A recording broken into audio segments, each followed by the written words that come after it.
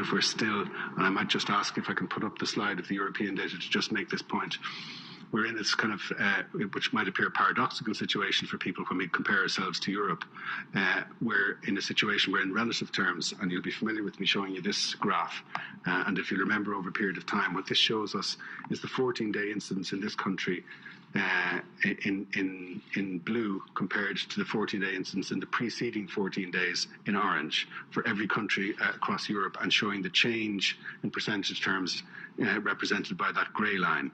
So the two things to focus in on is anything below the horizontal on the grey line is decreasing. Anything above is increasing.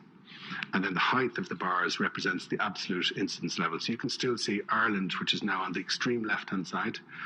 We still have, even with the blue bar as it is at the moment, in relative terms compared to many other countries in Europe, a better incidence.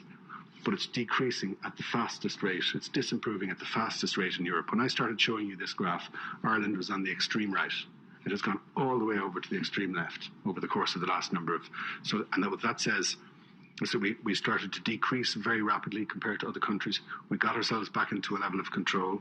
We reduced the level of incidence, protected public health, reduced incidence and admission to hospital, and reduced mortality to the extent that we simply didn't experience in this country the kind of mortality wave that the whole of the rest of Europe, for the most part, experienced. But in recent weeks, that situation has turned around very significantly, and even if in comparative terms our incidence rates are still lower than many other countries in Europe, they're deteriorating at the fastest rate. But